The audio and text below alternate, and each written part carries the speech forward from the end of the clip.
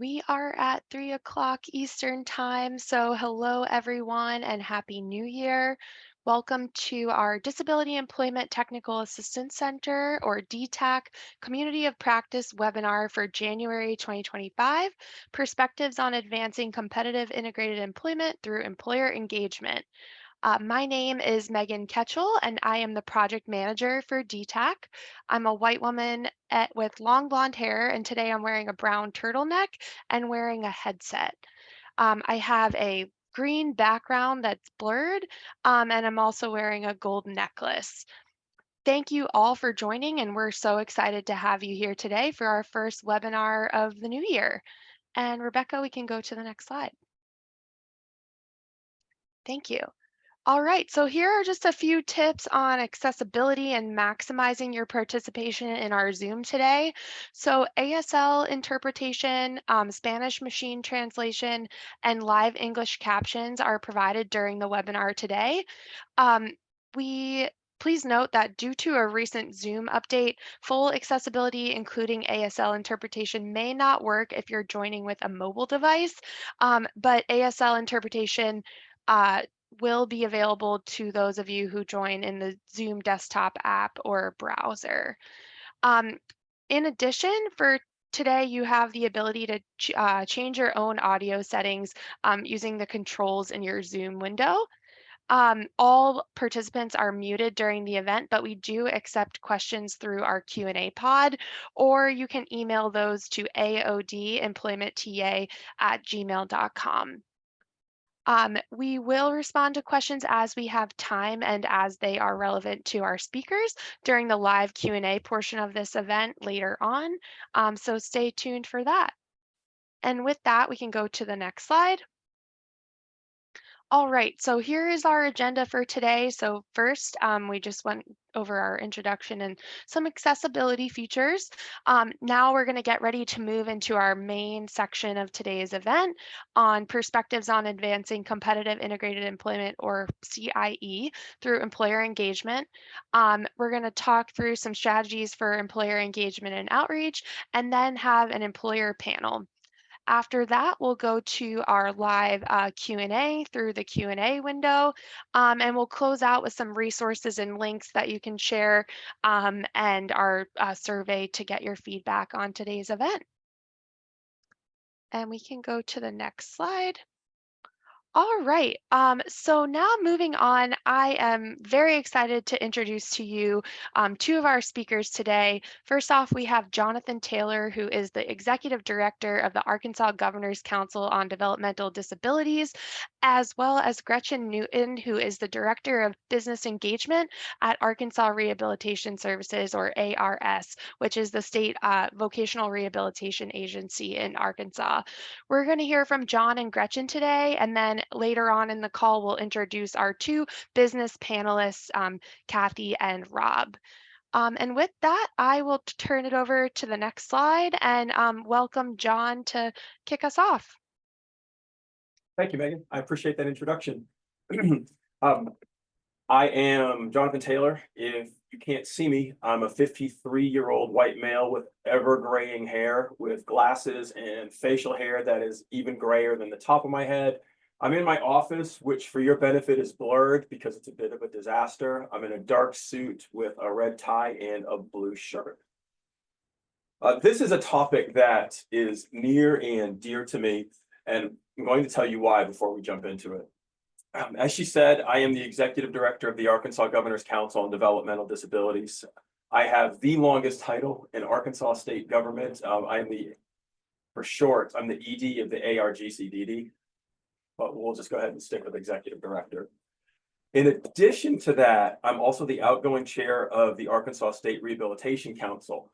All of you in your state have a state rehab council. It's the advisory board over your state's VR, and I've been serving on that role for 6 years. I'm the former vice president of our state APSE chapter. APSE is the Association of People Supporting Employment First. I'm the vice chair of our state's disability in board, and I'm currently in my first term on the board of directors at NACDD. That's the National Association of Councils on Developmental Disabilities. Before all of that, I was an employer in the private sector. And when I say employer in the private sector, I was a store manager for TJX, and that's the parent company for TJ Maxx, Marshalls, and Home Goods. And while I was there, I started interacting with VR and state workforce through the Promise Grant program. If you're unfamiliar with Promise, that was a grant. It was promoting readiness of minors on SSI, and it was an attempt to introduce young people with and without disabilities that were dependent on state benefits to the world of work. And I was a participating employer. When I started in that 10 years ago, every harmful myth and misconception about working with people with disabilities that was to believe was something that I held. I didn't believe in competitive integrated employment, didn't even know what it was. But over time, through the patient efforts of Arkansas Rehab Services, the different service providers that were out there, and most importantly, my employees with disabilities, I worked through all of those myths and misconceptions and became a full adopter and embracer of competitive integrated employment, to the point that eventually all of those roles that I just listed off became a second full-time job. And I took an enormous leap of faith and became a full-time disability advocate as executive director of the Governor's Chair on Developmental Disabilities. I do lots of advocacy work, but my favorite set of advocacy activities always comes around employment. And whenever I look back on it, it's really the work that I did with VR and the people with disabilities that brought me to this point. Now, all of you that are out there, I'm sure you're aware of this particular fact, which is there is a significant gap between people with disabilities and people without disabilities in the US workforce. The 2024 Disability Statistics Compendium, which captures data from 2022, shows that people without disabilities have a labor force participation rate of around 79%. For people with disabilities, it's only 44.5%. That's about a 35% gap. And that gap is really made up of three barriers: physical barriers, and those things like inaccessible workplaces that aren't ADA compliant; mental barriers, and those are things as basic as unconscious bias, but it's all the way to blatant discrimination from employers; and then finally, systemic barriers, and those are things like inaccessible application processes, outdated job descriptions. When you take all those barriers and put them together, they make a barrier that's made out of glass, but it's not a glass ceiling. And that's what most people think about when you hear about glass barriers in the workplace. People with disabilities don't necessarily face the glass ceiling, they face a glass door, which is even worse because you can get right up to that glass door and look inside and see that all the people without disabilities inside the workplace, and you can see what they have. They have a job, but it's more than just the job that they have that people want that are on the outside. They want everything that comes with it. Yes, the paycheck, but also the security that comes with having a job. But there's also an entirely separate social universe that you can be excluded from when you don't have a job. In the United States, when you meet somebody new, a common question is, what do you do? Now, if that person is of a certain age, too young to work or retirement age, and don't even ask me what retirement age looks like anymore, because I don't really know. But if you're between the ages of, say, 18 and 64, and you say, I don't work, that's okay if you look a certain way. But if you're in that window of 18 to 64 and you say, I don't work, there's likely judgment. And people with disabilities face that. One question I often ask people is, how much of your life do you spend at work? Now, if I were to ask everybody on this call how much time they spent at work, they would say things like too much, or I spend a lot of time there. But the actual answer is the average American spends about a third of their life at work, about 9,000 hours. And for many people, who you are is what you do for a living. When people with disabilities can't access that very important part of American life, it's not just the money that they're missing, it's the social connections that come with it as well. And so it's very important to me in my role to find a way to break down that glass door and keep it open for people with disabilities that want to come in and have a job. And it's important to remember that people with disabilities want to work. They don't want a handout. They don't want just a job handed to them out of pity. They want to earn it just like everybody else. Now, it is possible to move through that glass door by yourself, but it certainly helps to have some partners. And we're going to talk about them in just a second. Next slide, please. We have three objectives during our time together this afternoon. The first one is to recognize the importance of building relationships with employers and other stakeholders and to advance competitive integrated employment, or CIE for short. Our second objective is to learn about the business advantages of hiring people with disabilities. And our third objective is to understand strategies for effectively engaging with employers and building a community of employer champions. Next slide, please. I mentioned that to open the glass door, there's a wide group of partners that want to help do that for people in the United States. But one thing that all the partners have in common is something known as employment first. And employment first, or just E-First for short, is a philosophy that believes employment in the general workforce should be the first and preferred options for individuals with disabilities receiving assistance from publicly funded systems. E-First can be supported employment or competitive integrated employment. I'm going to stop here for a second. I'm well aware that I'm preaching to the choir here today about supported employment and competitive integrated employment. I do just want to take a moment to define both very briefly.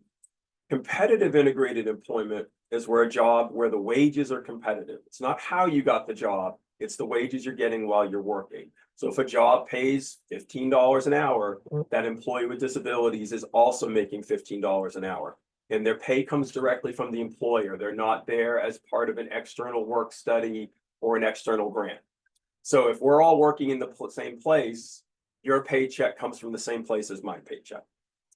Integrated means that a worker with disabilities is working with non-disabled peers. They're not part of an enclave or a sub-team that's only people with disabilities on it. Supported employment means all of that, but it also means that an employee might have a job coach or other accommodation to be successful in their job, like assistive technology.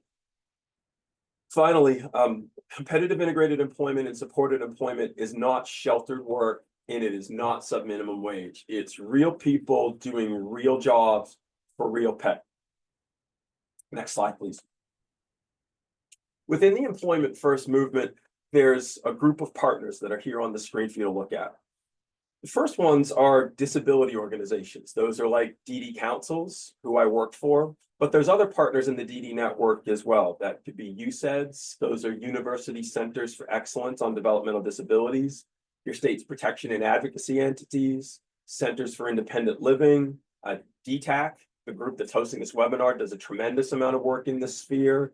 APSI, that I mentioned earlier, and TASH, for example, may all be involved through activities that focus on improving job opportunities and outcomes for people with IDD.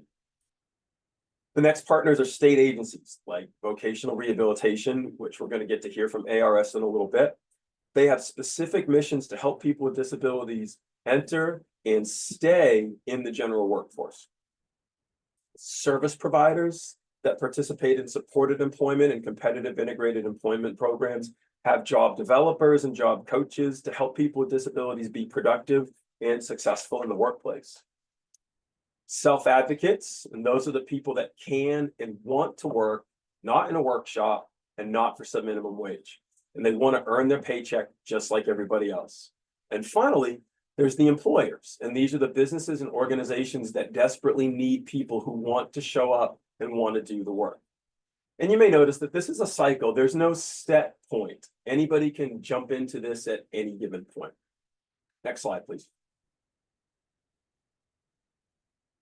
People with disabilities that want to work, as well as the advocacy groups, state agencies, and service providers who support them, need to have a basic understanding of what's important to prospective employers. Knowing what matters to an employer makes it easier to enter the general workforce. Now, and when I say we, anybody on this call could go to any employer's website and see all sorts of mission statements and value statements. But underneath all of those statements are some fundamental needs that cut across every industry. And I also originally referred to these four as the big four. And those are retention, productivity, morale, and the work opportunity tax credit, or WOTC for short. When an organization or even an individual understands that people with disabilities can meet and exceeds these four basic needs, they begin to recognize the advantage of hiring people with disabilities. And we're going to talk about those now. Next slide, please. Retention is a term that employers and organizations use when they're talking about employees that stay. In fact, retention is so important that employers measure it. And it's important because employees who stay are valuable to an organization. When they stick around, they become experienced. They know how things really, truly function in their workplace. They get faster and more efficient in their job duties, and they gain institutional knowledge about where they work. Plus, they build relationships in the workforce. And that was something I talked about before, as relationships are an important part of work and life in the United States. In one of my previous jobs, a core success factor was this saying: relationships are the glue and the grease. When you have strong relationships in the workplace, people go out of their way to support each other. There were many times when I would want to go home after a long day, but because I cared about a coworker, I stayed to support them and help them out so that they could get out of there a little bit faster too. There were also times when I was frustrated or irritated at that same coworker, but because we had a relationship, I got out of my feelings and I kept on working to help them out. Workplace relationships matter because they foster retention. People stay for the job, but they also stay for each other. Another term that's used when describing employees who stay is attrition. Retention and attrition are two sides of the same coin. Retention is about keeping employees in your organization and involves strategies designed to ensure that they stay engaged and satisfied. Attrition, on the other hand, refers to the loss of employees due to resignations, retirements, or other reasons. High retention rates are a sign of a healthy, positive, and inclusive workplace with strong employee engagement. High attrition rates, on the other hand, can indicate underlying issues like job dissatisfaction, poor management, or a lack of growth opportunities. Balancing both of these metrics is key to maintaining a stable and motivated workforce.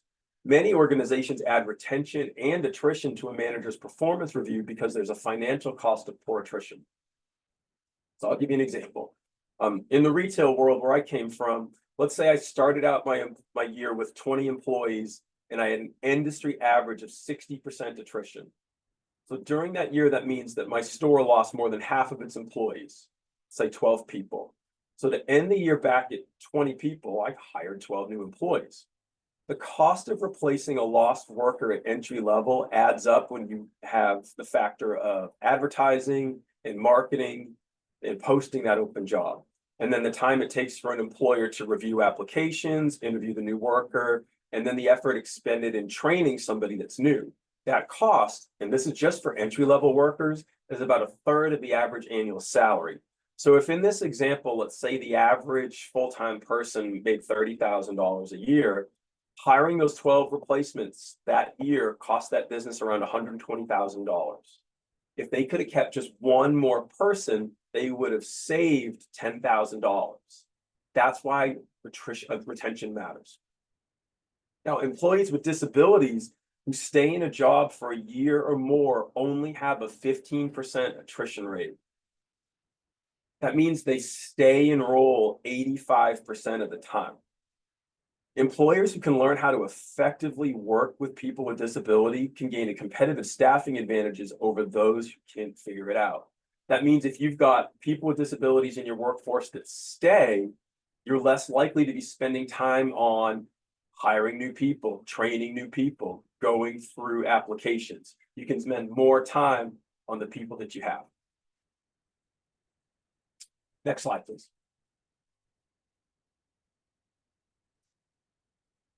Employee productivity is the amount of work an employee can accomplish within a certain period of time. Like employee retention, productivity can be measured. And there's multiple productivity formulas out here, but I've got one on the slide for you to look at. Productivity is equal to output, and that's what's created, divided by your input. And those are the hours spent and the resources used. For example, if you've ever worked as a cashier, and many people have as their first job or continue to do it, If you take all of the customers you rang up during a shift and divided it by the number of hours you work, you get a transactions per hour metric. The higher the number, the more productive a cashier you are. And employers like that. They like somebody who's fast and who's productive. Here's a couple other examples, some from retail, some from in general. If you ever unloaded a truck for somebody at your job, how fast you unloaded and sorted the truck was a productivity metric.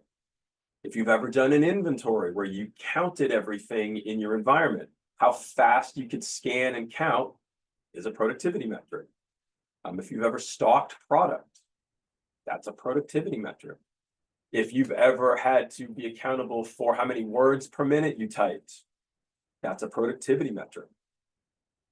Now, I said productivity is largely about speed, but it's also about accuracy. You may be really fast, but if you're making too many mistakes, you've got to go back and fix your work.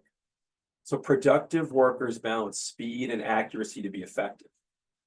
Employees with disabilities work within the same productivity range as their non-disabled peers. Despite multiple studies that have proven this fact, there's still reluctance among some employers to employ people with disabilities because of worries about mental, emotional, and communication stability. And too often, the only way to get through to employers is for them to experience it for themselves through exposure to people with disabilities in the general workforce. Exposure is one of the best strategies we have when we try to convince employers about the value of employment first and hiring people with disabilities. When they can see a person with disabilities working alongside a non-disabled peer, they can see productivity in real time for themselves. The expression time is money is referring to productivity. When employers can see a person with disabilities getting things done, they get it. They see the actual value of the work, and then after they see the value of the work, they can see the value of that person. Next slide, please.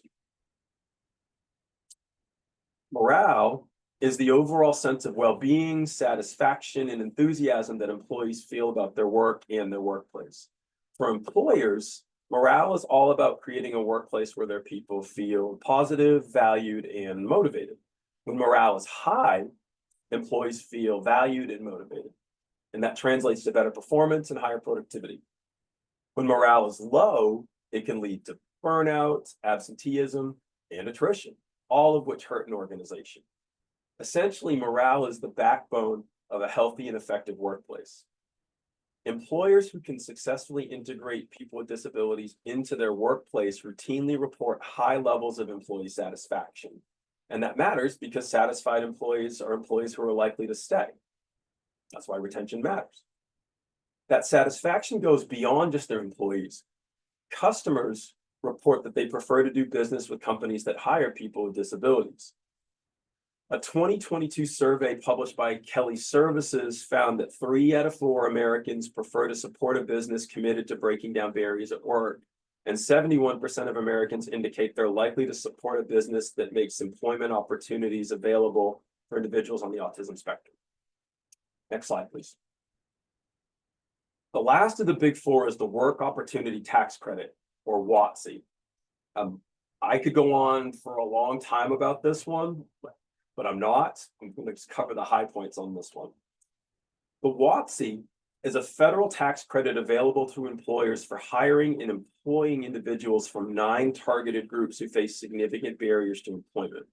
The WOTC is an underutilized yet very powerful financial incentive for employers to hire people with disabilities. But here's the basics. It's a one-time tax credit that's paid to the employer if they hire somebody from one of the 9 targeted groups. The credit ranges from $1,200 all the way up to $9,600 with an average of $2,400 per credit.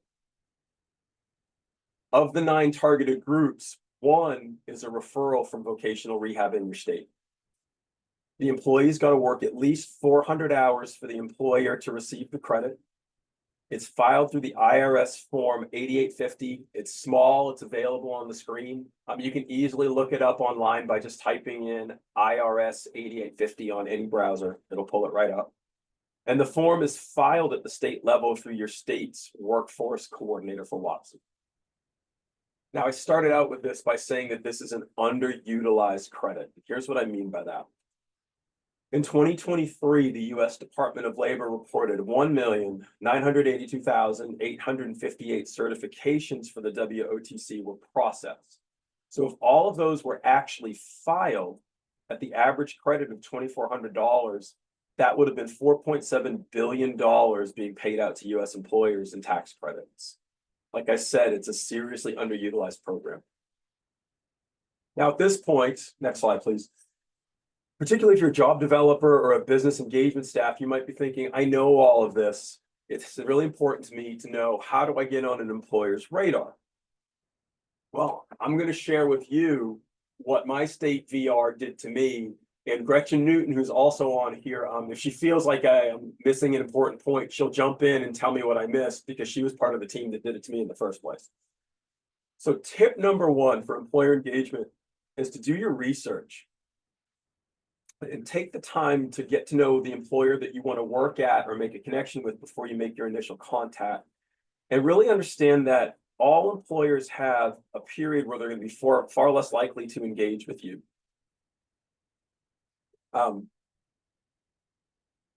What I mean by that is they have a rhythm to their workflow.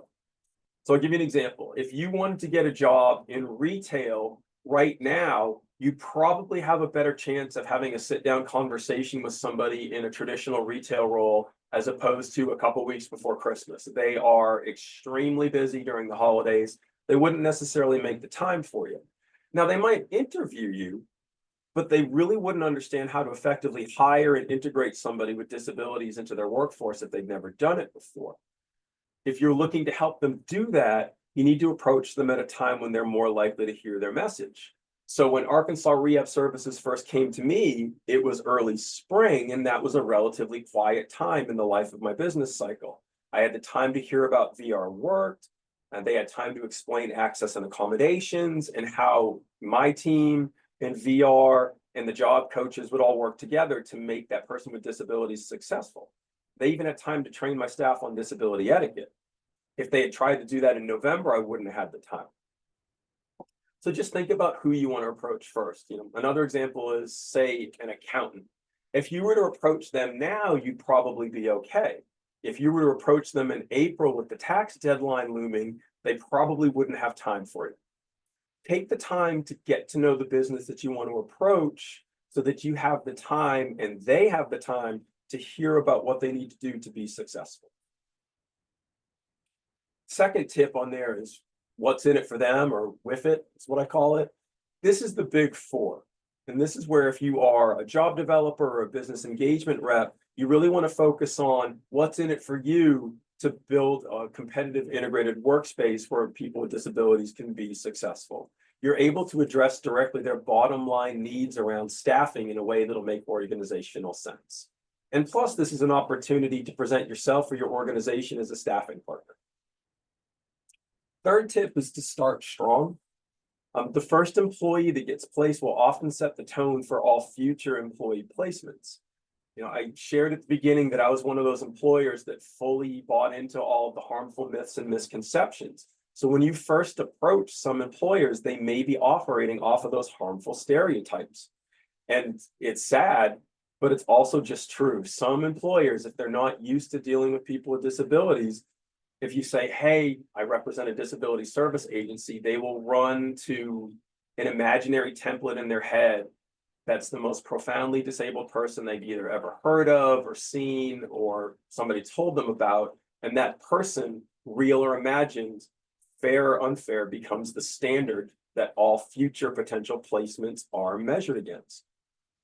So you've got to do a really good job of making sure that that first person that you place in that environment is a good fit. The first person I hired through Arkansas Rehab Services was Pam Helms. And by the way, Pam knows that I talk about her all the time, so I'm not breaching any confidentiality by sharing Pam's story. They knew she would be a good fit for me because she already had work experience and had low support needs.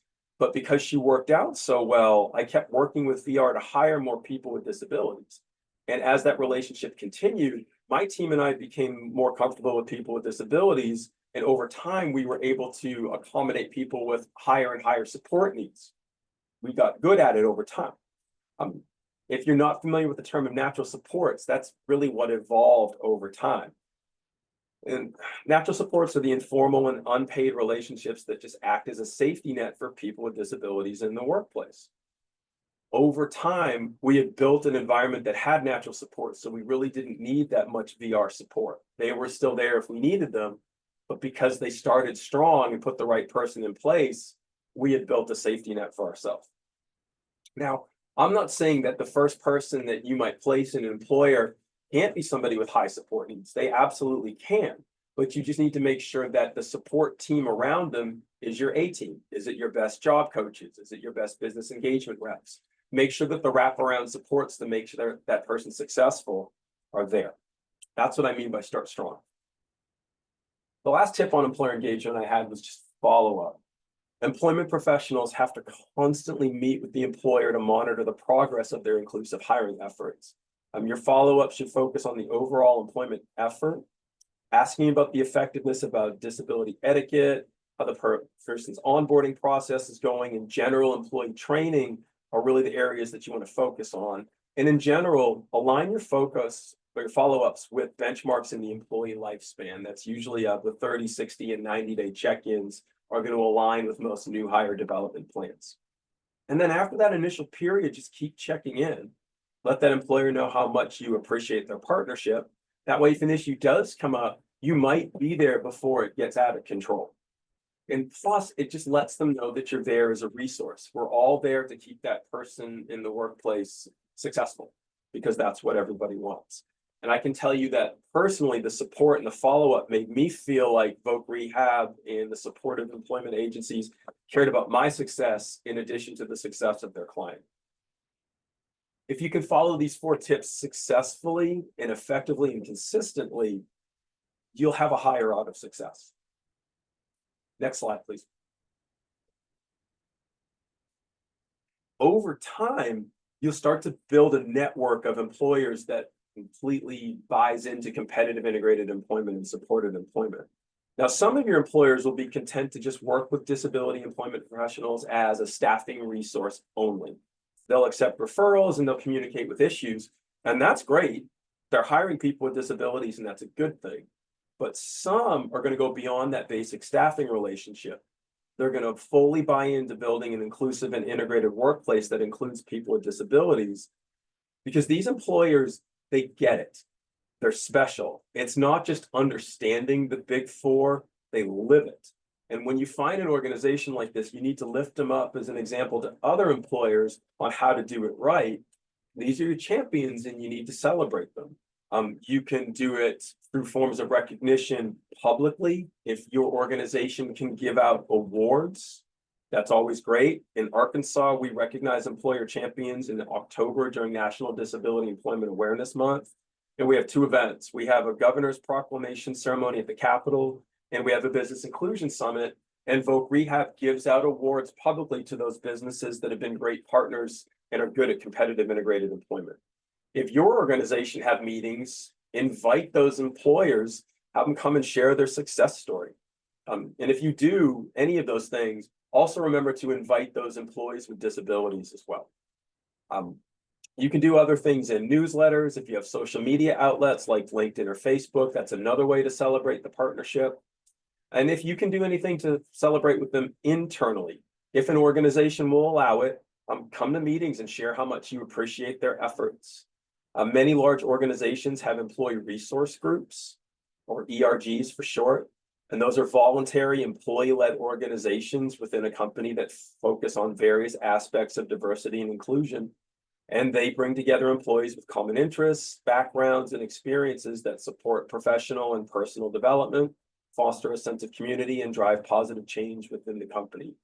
I can tell you that most ERGs, when they have their monthly meeting, they're dying for somebody to be a guest speaker. That could be you. But it's an opportunity for you to come and tell them how much you appreciate all of their efforts.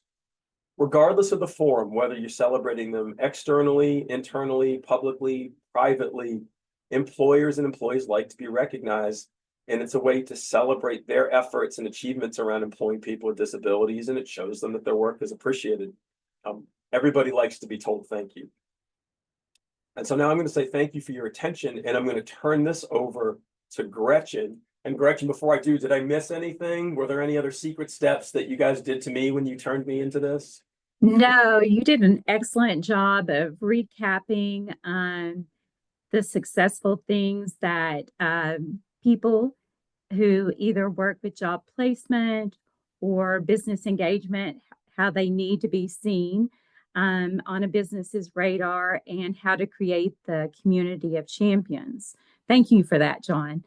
And so I'm not going to introduce myself because I was introduced on the front end. And my name is Gretchen.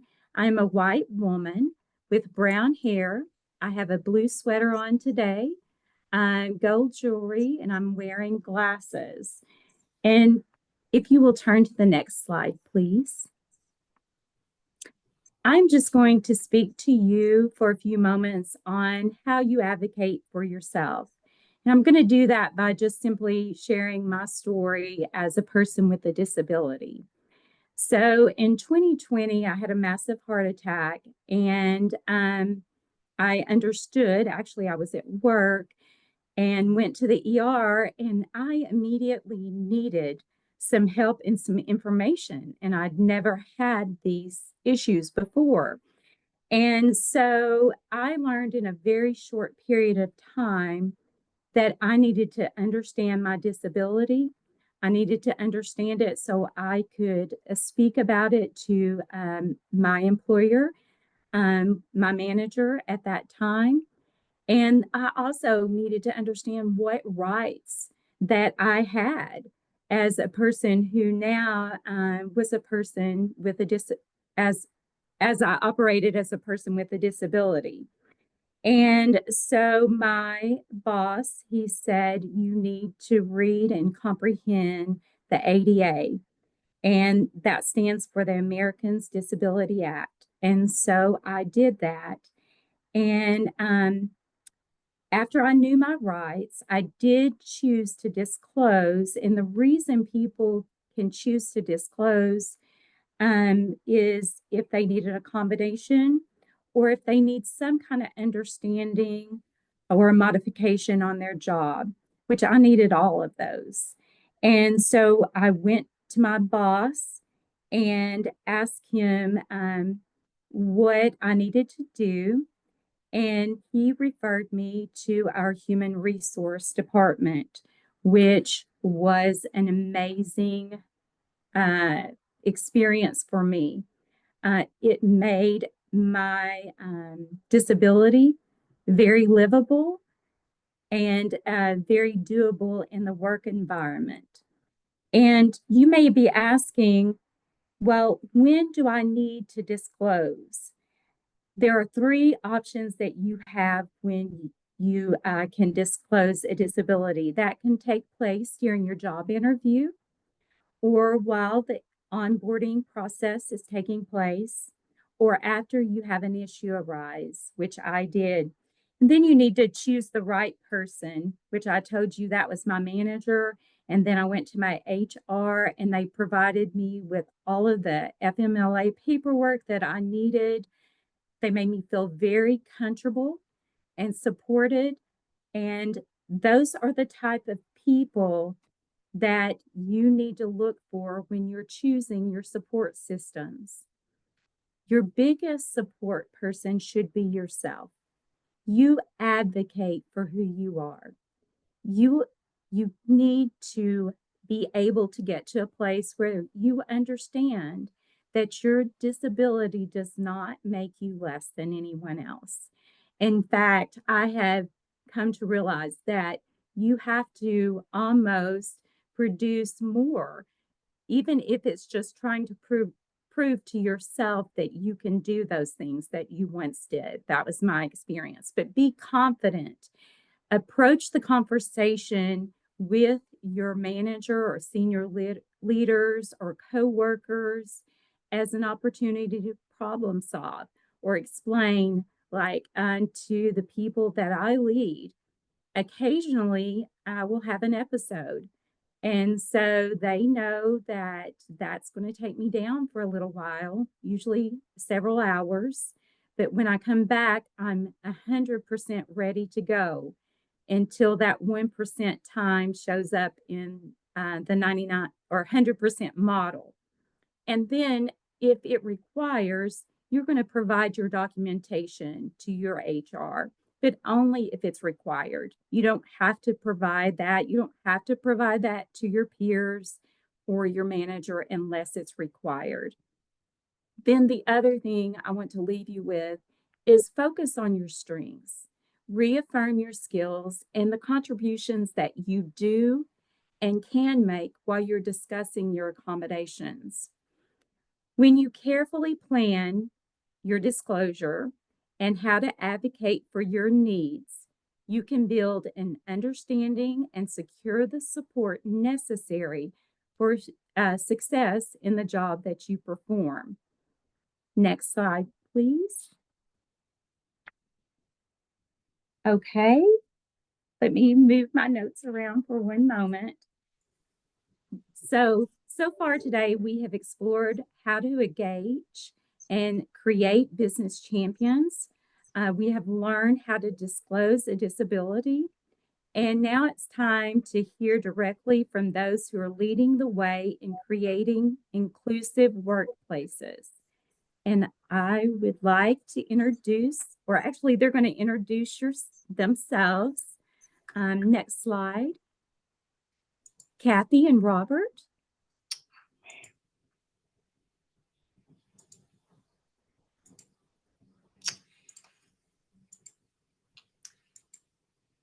And this is Megan. Oh, there you are, Kathy. I was about to tell you. I don't think we got your video back on, but I Oh, see I'm back up. I'm back Kathy up. and Robert on now.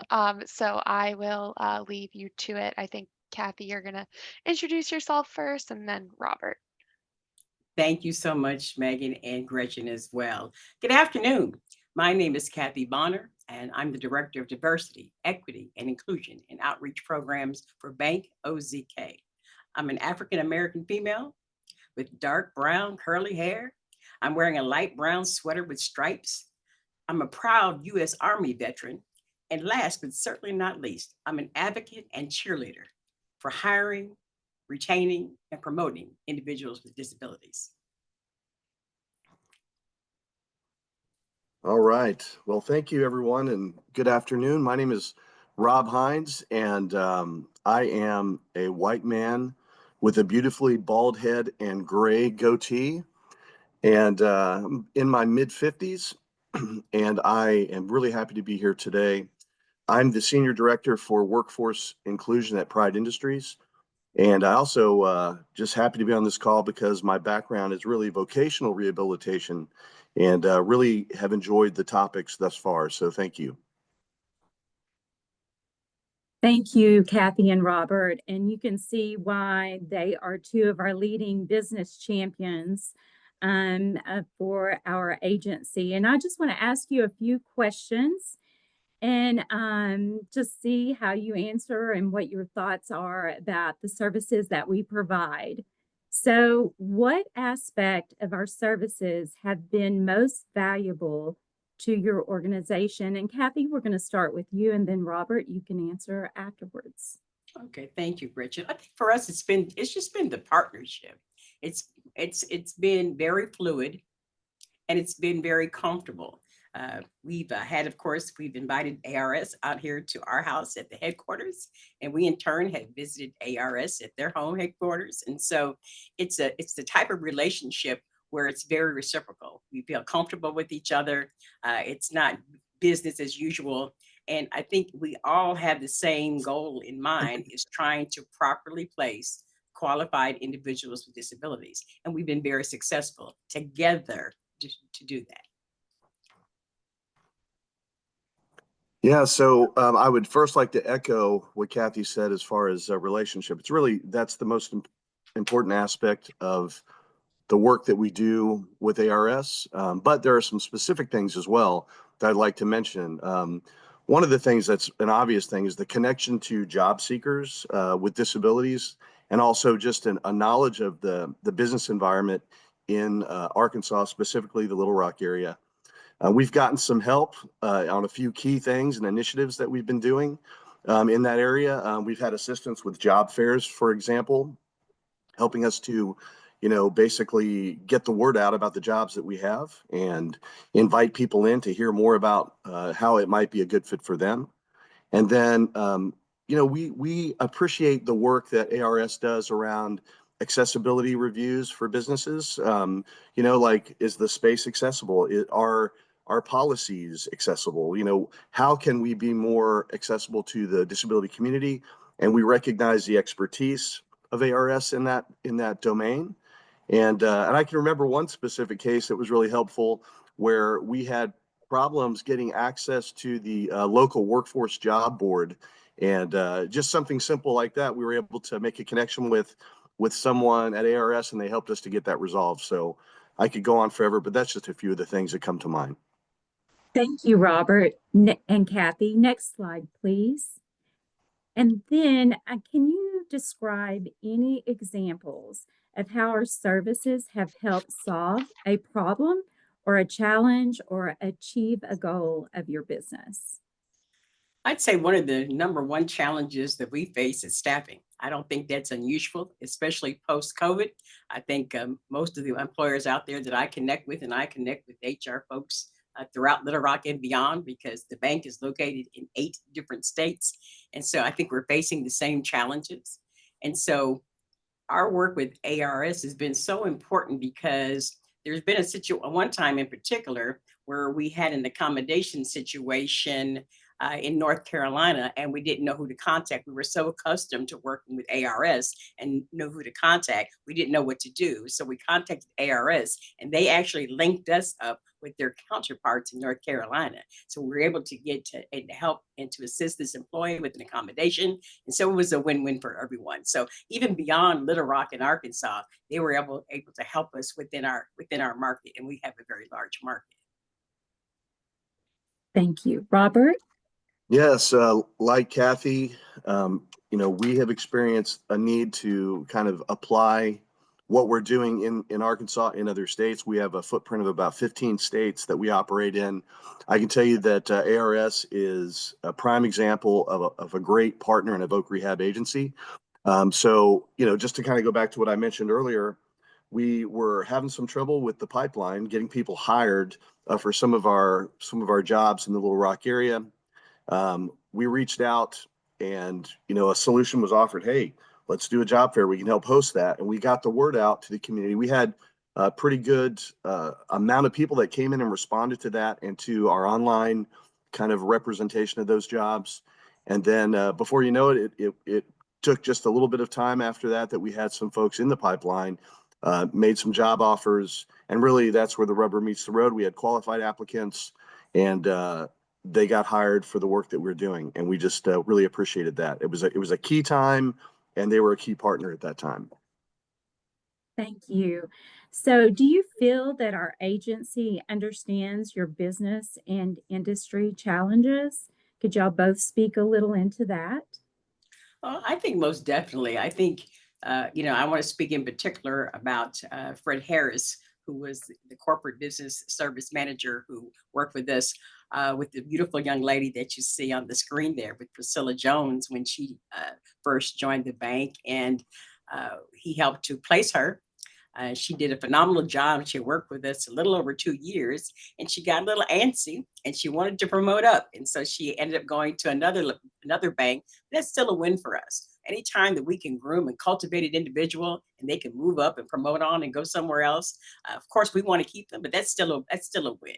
And so that relationship, which Fred did in coming to visit her while she was at the work location, discussing any concerns that she may have, because sometimes the employers aren't really comfortable talking with us. They'd rather talk to their ARS partner. And so he would communicate those things. And so it was just a wonderful two-way communication, always very open. And we will forever be grateful to Fred for the work that he did for us.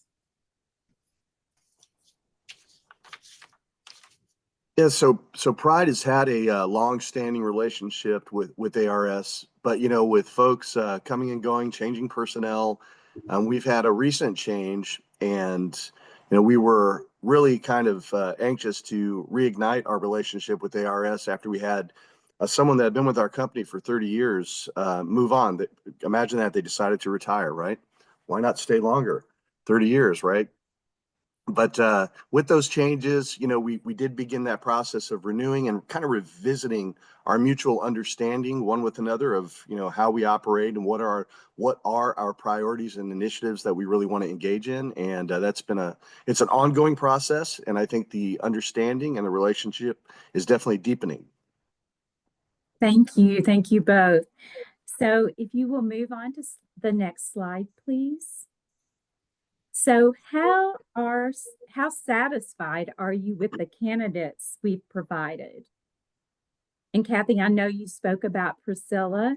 So just talk about the candidates that we've provided so far. Thank you. We've been very satisfied, as Robert mentioned, ARS had hosted a job fair for his organization, but we also did the same thing for Banco ZK. And so we were able to identify some great candidates. And so it was a very good experience. And so it wasn't like a one and done with Priscilla. We're continuing that relationship. We're continuing to build and grow upon that relationship. And so we've been very satisfied. ARS understands our requirements, what we need, what we're looking for, our expectations. And so they've been able to help fulfill that for us. Yeah, absolutely. We have also been very satisfied. In the center of the picture, there is a lady in a dark jacket, and she's speaking to the crowd using tactile sign language.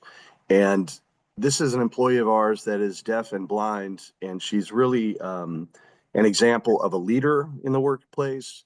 She, innovates and provides different ways of doing the work, and all within the confines of what is required on the job. And so it's just a great example of a great job fit. ARS understands the job match process and works with us to make sure it is a good fit. So yeah, really, really happy about the results. That is great. And so we always want to improve our collaboration with you. So are there any additional supports that you would like to offer to us that you need? I think for us, as we just getting started in 2025, I would like to see ARS to facilitate some training opportunities for our managers. I think, especially starting with our HR team. What was mentioned earlier by Jonathan, one of the challenges that sometimes we face is, especially with the turnover that we see sometimes in organizations, everyone is not on the same page and they don't understand the value of hiring individuals with disabilities. And so that training is important. Yeah, they can hear it from us because we do it here. I'm on the HR team here, but it's always good to me to have the organization that we respect and value to come in to do some training for us as well. I'm noting that, Kathy. We will provide that. Robert? Yes. So I mentioned earlier accessibility reviews, just to get a second set of eyes on our workplace and some of the things that we do as an employer, whether it's policies or hiring. It's great to know that we have that resource available if we can reach out and be specific and ask you about taking a look at a site. That's something that we might look at in the future. Another thing is we would like to offer our assistance, in the space of, since we're talking about competitive integrated employment, of sub-minimum wage was a big piece of the work that I did in my vocational rehabilitation career. And we at Pride have been on the forefront of moving away from sub-minimum wage. We haven't had a 14C certificate for a while, and we actually offer our services to other states if agencies want to know kind of how to make that shift. We're definitely there, and I know that we work with the state of California to offer our advice to other agencies that have 14C as part of their business strategy, and we like to offer that as well in Arkansas if that's something that would be useful. Thank you. I wrote that down as well, and I know with the hiring event that we had, those individuals, the starting rate was $17 per hour. So we were pretty happy about that. And we did have some hires. So I want to ask y'all next, do you believe that we have celebrated you as champions? And we have recognized the work that you do with people with disabilities. And if so, can you give some examples of that? Oh, I think most definitely. I think ARS has included us and invited us to events to participate just like this. To me, it's another recognition of the work that we've done. Again, I can't speak enough about the relationship, but I want to say one more thing, Gretchen. I think for those that support or assist organizations or employers that are federal contractors, federal contractors have an obligation to go above and beyond maybe of the regular employer to do outreach for different groups, veterans like myself, and the individuals with disabilities. And so sometimes those organizations don't know where to start. And I think it's wonderful that ARS and can partner with organizations to help and facilitate that, because that's an important aspect of our obligations as a federal contractor. Yes. Robert? Absolutely. Quickly coming to mind is the fact that we were invited to the governor's proclamation during the National Disability Employment Awareness Month event there at the Capitol. It was a great opportunity to, show folks with what people with disabilities can do on the job. And also we were recognized, had a chance to kind of greet the crowd, talk a little bit about what we did. And that meant a lot to us and also to our employees in the area. And then again, as Kathy pointed out, being invited to this, it's an honor, and that is all part of the recognition. So yes, we feel recognized, and we really do appreciate that. Well, thank you. And so I thank you for your time. And we had a wonderful time at that event as well. And I do want the audience just to be made aware. The man on your left is the CEO of Pride Industries, Jeff Dern.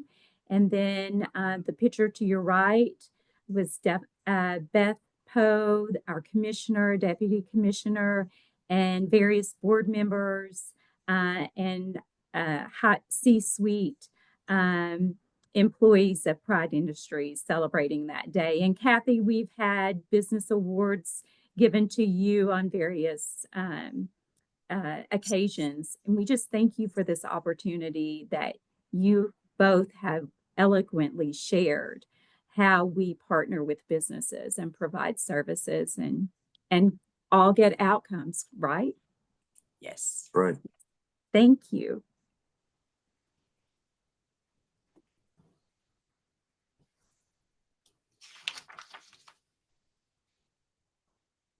All right. Well, thank you, Kathy, Rob, and Gretchen for chiming in there. So with that, we're going to move into the Q&A portion of our event. And we've been answering some questions in the Q&A pod as we've been going along. And Rebecca, if you wouldn't mind moving us to the next slide. And at this time, I invite any of our speakers on today's event to rejoin us on video. And we can kind of go through some of the questions. I did see one question, and I guess this might be for Gretchen or for John. So we had a question about if you've ever conducted a survey on employers' opinions of employing people with intellectual and developmental disabilities or IDD, and if you what types of questions you might have asked to answer to get information on that topic. So I guess it's I don't know if that's something that you all have done, and if you might be able to speak to that. The council did 3 years ago. We launched a voluntary employer survey and just asked, do you hire people with disabilities? And if you do, thank you. If you don't, what are the roadblocks? And a lot of the questions that came up in the Q&A, I think I saw one where they came across an employer that was like, well, they're not able-bodied enough or something to that effect. And that's generally what we heard. It was either harmful myths and misconceptions about people with disabilities, or they didn't know where to start. And because they didn't know where to start, they were afraid to make the leap. That's really what we heard more than anything else. And that's why one of the council's primary objectives is to increase competitive integrated employment across the state of Arkansas, but it's to do so in conjunction with VR. So I spend a lot of my time with VR, talking about VR and looking for businesses that have successfully partnered with VR so they can tell their stories. You know, I can talk about what I did as an employer, but I barely hire people anymore now that I moved to this role. So I spend a lot of time depending on Gretchen and her team finding organizations like Bank OZK and Pride that are doing it and can tell their stories in real time.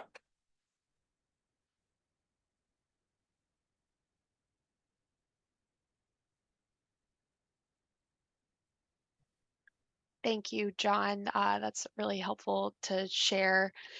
We got a couple of questions with for contact information, which we will have contact information on one of the next slides for John and Gretchen. And in the meantime, if there's other questions that you have, you can reach out to our DTAC team at aodemploymentta@gmail.com. And that email address is in the slides as well. Let me take a look here at what other types of questions we're receiving. Couple of questions on job accommodations, and I had chatted in a little bit earlier, but there's a great resource that many of you are likely already familiar with, which is the Job Accommodation Network, or askjan.org. So just want to call out that that's been provided in the chat box around 3:40 p.m. Eastern, so about 20 minutes ago. And we'll have the link to that website as well on one of our next slides. Let's see what other questions we've been getting.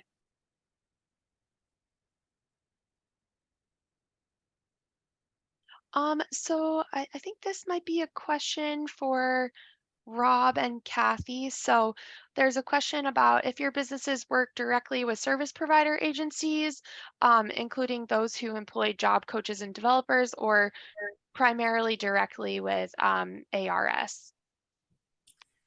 For Bank OZK, it's primarily with ARS. I mean, that's the relationship that we have. And again, for the ARS team, if for example, Fred Harris needed to come out to visit the employee or to visit with me, then that's how we would do that. But we didn't have any coaches. It was all directly with ARS. But I think we would, if that was the situation, because sometimes that comes up in the interviewing process. A person may ask for that to bring in a coach or some assistance. We certainly would entertain that because that's part of to me, the accommodation process. Right. And for Pride Industries, we are a provider of job coaching services in the state of California. So we kind of have that in our wheelhouse. So, in the Little Rock area, we have a job coach that we provide for our employees at the GSA site, at the courthouse there in downtown Little Rock, as well as Little Rock Air Force Base. And that's a model that we employ across the U.S. But yeah, we were talking about accommodations earlier, and that's a big part of what we do. And so accommodations, conversation is a big part of the intake process, for the employees that we hire. So hopefully that's helpful. Thanks, Rob and Kathy. I saw a question in the chat about what does ARS stand for, and that's Arkansas Rehabilitation Services, which is the state VR agency in Arkansas, that is. All right, let's see. I've seen a couple of questions about the work opportunity tax credit, or WOTC. I'm wondering, John or Gretchen, if you have any thoughts on other resources that people might look to, either websites that they could get some more information on that topic. I could go another 45 minutes on just the WOTC and the 9 categories behind it. But it's one of those, if you really love talking about IRS tax forms, let me know. I'll talk about the 8850 all day long, but a couple things about it. Number one, when I call it one of the big four, it's not really the primary reason a business is going to hire a person with disabilities. It was really designed as an incentive to maybe help that employer that's wavering, as to say, okay, you know what? Yes, maybe you're uncomfortable and inexperienced working with people with disabilities, but because you think it's going to take you more time, we've created this one-time financial incentive to help get you over that hump. That's what it was designed to do. I personally had never even heard of the WOTC when I worked for TJ Maxx. There was no directive to try to hire people that would be eligible for the credit. You just filled that form out and that was it. But if you didn't fill it out, you were on an outlier report because you could have been denying your company the opportunity to get that tax credit. And where I worked in North Little Rock, I was in on the WOTC. If you look at it, there's certain urban empowerment zones that over time were depressed economically in the 90s, and that categorization carried forth up to now. So if I hired certain people, if they were a VR referral, lived in a tight zip code near where I lived, and maybe they were on SSI or had SNAP, I could get about $6,000 for hiring that person. I never knew about that. I just knew that I was on an outlier report that I didn't get their form turned in time.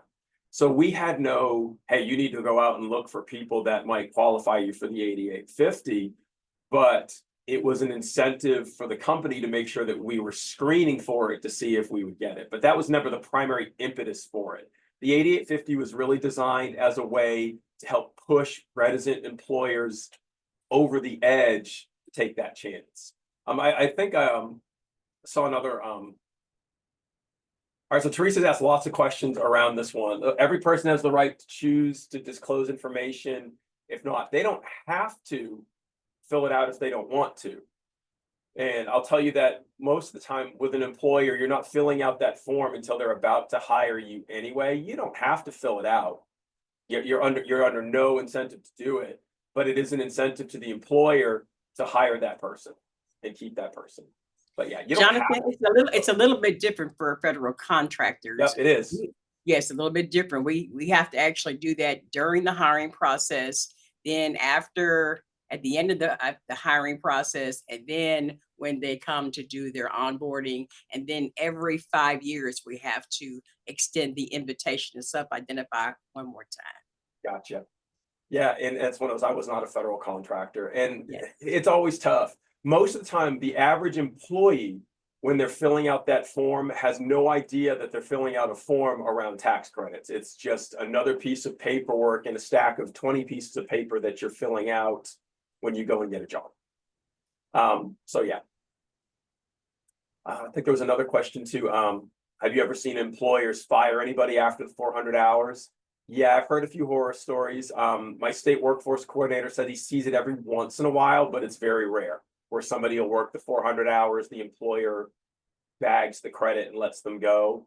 I very rarely hear about bad actors like that. That was actually the first time I heard about it was last year. But I also say this, self-ID and 8850 are not the same form.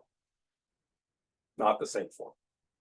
So I did want to speak in. Someone asked the question about disclosing a disability, and some people have a fear of that, of maybe being fired or let go. I can't remember exactly, or a statement. But so my thing would be, go to your VR agency, have your business engagement, come, if you're a person with a disability, into your business and ask us to do a disability and etiquette training. Actually, we could go into the business, speak with HR, not disclose who the person is, and just say, hey, could we do a disability and etiquette training? And try to make the workplace very comfortable with seeing that people with disabilities have as much, if not more, to offer a business, and disclosing a disability actually has many positive benefits. And so we would like to help you advocate by this person remaining silent, and we could go in and do some additional trainings on how to make people with disabilities feel comfortable in the workplace, and also maybe how to disclose. And after those trainings, then the employee may not feel as uncomfortable, or the employer having a person with disability in their workforce. So we would be willing to do that at any time.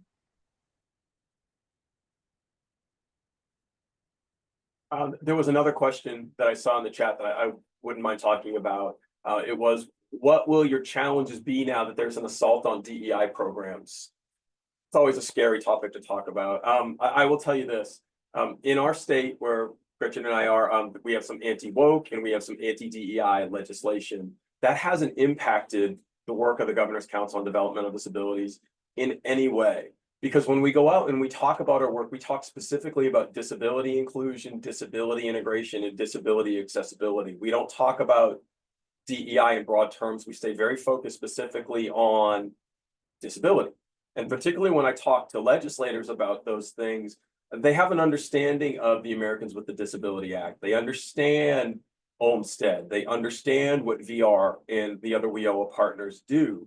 So as long as I'm specifically talking about disabilities, they understand it, and they have constituents with disabilities that they interact with, and they work upon their behalf.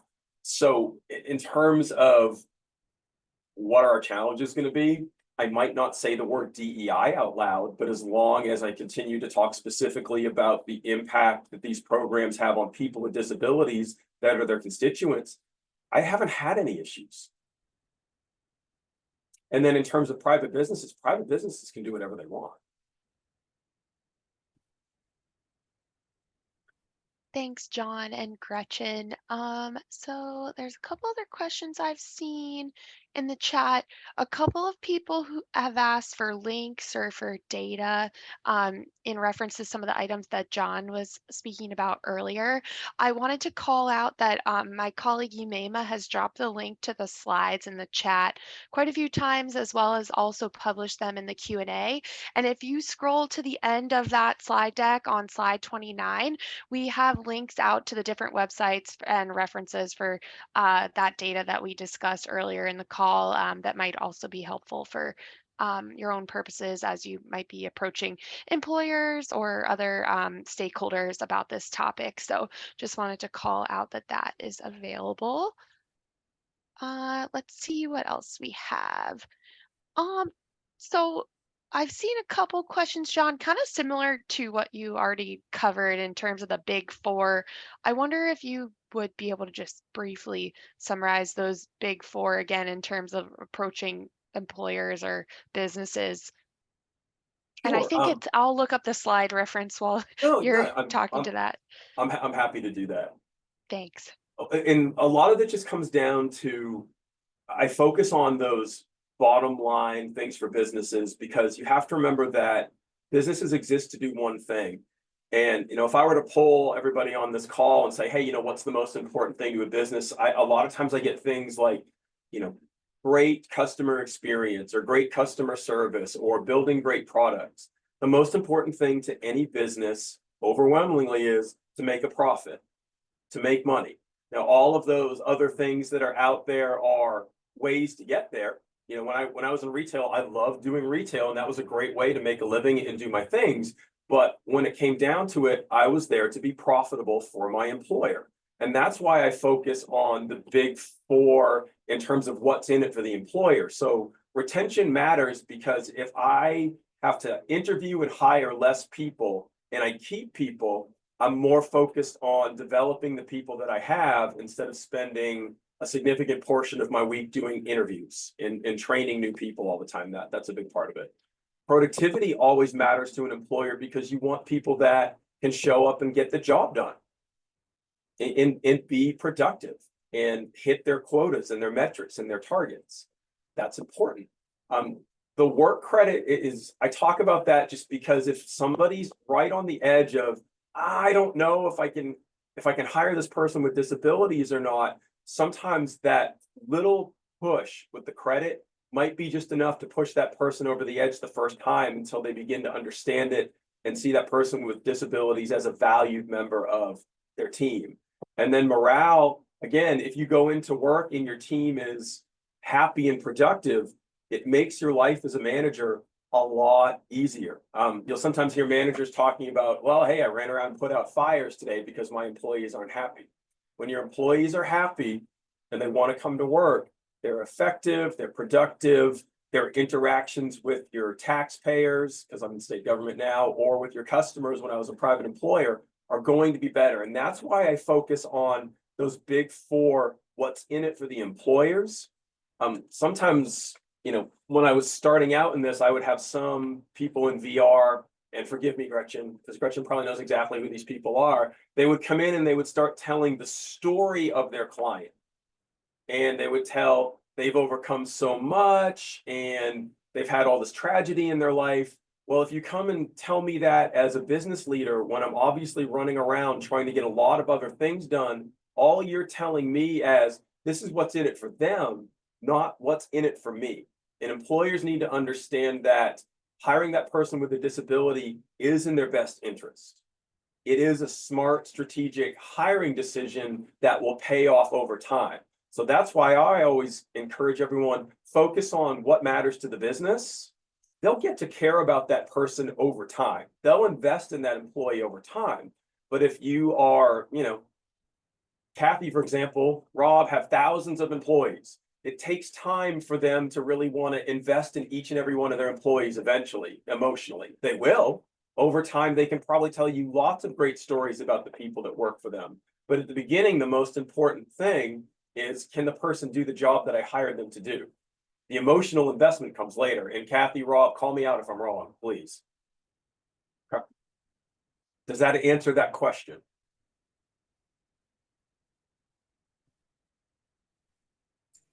Yes, it does. Thanks, John. And Kathy, I saw you come off mute. I didn't want to stop you if you're going to chime in.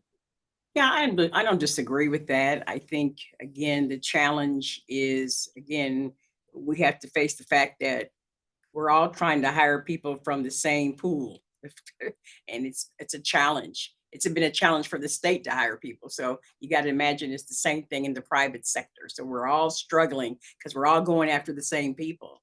And so at the end of the day, we all want qualified individuals that can perform the job with or without an accommodation, that are going to come to work every day and do the job that we hired you for. That's it. That's what it comes down to. And so it's a challenge, but I think when you have a good partner like ARS, it sure makes things a lot easier for us.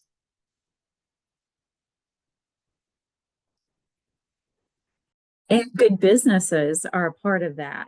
And that's why it's so good to hear from you all.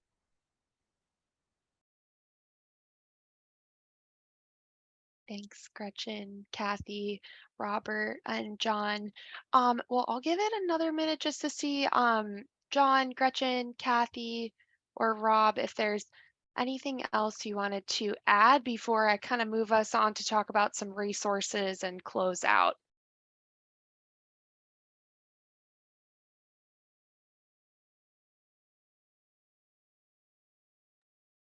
I guess one question I'd answer, because I've seen it in a couple different versions in the Q&A, but what's the most effective in addressing harmful misconceptions and employer attitudes? Patience on your part and exposure.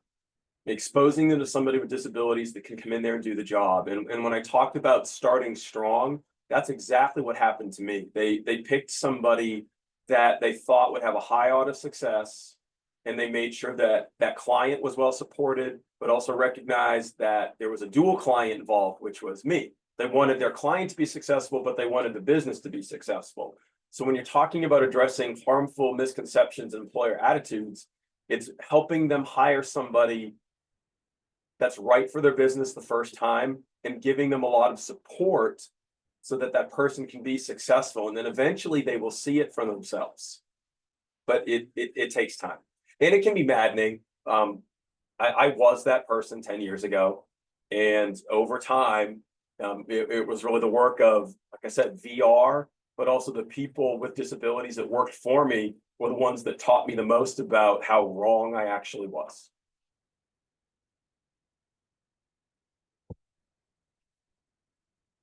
Thanks, John, for adding that. All right, so that brings us to the end of our time for Q&A today, so we can move on to the next slide. Gretchen and John very kindly were willing to provide their contact information, which is listed here on the slide. And if you have other questions, you can also reach out to our DTAC mailbox, which we'll share on a slide in just a minute. But just wanted to say thank you to John, Gretchen, Robert, and Kathy, all of you for joining today and all the work that you did to prepare. Really appreciate you sharing your perspectives and joining us on our first event of the year. A couple of logistical questions. So I've seen a couple of requests for the slides. The link to the slides is in the chat. In addition, this session is recorded and will be posted on our DTAC YouTube channel, excuse me, as well as on our website events page, which my colleague Umema will drop the link to in the chat. But we post all the recordings and the slides from our past events on our website within a week. And Rebecca, you can go to that next slide with the resources. Perfect, thanks. All right, so we have lots of links here to refer you to. So first off is our Disability Employment TA Center, or DTAC for short, website, which has a number of different resources for administration on disabilities grantees, as well as the historical events that we've hosted through our National Community of Practice webinar series, which is a typically monthly event. We take a little bit of a break in the winter over the course of the holidays, but we're back in action now through July. In addition, John did a brief and a podcast with DTAC last year that are really awesome and are particularly relevant to state councils on developmental disabilities, or DD councils, on employer engagement. But many of those lessons that he covered today are also applicable to a broader audience than councils. So I encourage you to check out that brief and podcast. In addition, we have a link to the Association of People Supporting Employment First, or APSE website, and the Arkansas Governor's Council on Developmental Disabilities website, the Job Accommodation Network, which we dropped in the chat earlier on, as well as the Council of State Administrators of Vocational Rehabilitation, or CSAVR website, and specifically the CSAVR National Employment Team website. All those links are on slide 25 in the slide deck that has been shared throughout the event in the chat, and will be sent in a follow-up email as well in the next week. And we can go to the next slide. We really hope you enjoyed today's webinar. And as I mentioned, this is a monthly series, so we'd love to see you on our next event on Tuesday, February 11th at 3:00 p.m. Eastern Time. Our topic announcement is going to be coming soon, but you can still sign up and you'll get updates as we announce that. You can also visit our website and subscribe to our listserv through that link to get updates as we confirm additional events and topics. Next slide.